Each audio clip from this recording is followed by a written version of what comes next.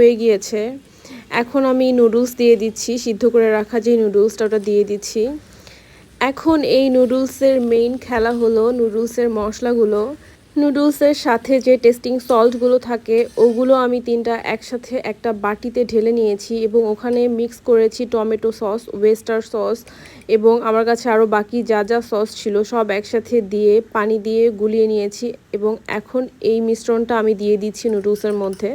তাহলে দেখা যায় যে সব সসগুলো নুডলসের গায়ে খুব সুন্দর মতো লেগে যায় এবং অনেক সুন্দর একটা ফ্লেভারও আসে এবং খেতেও অনেক মজা লাগে।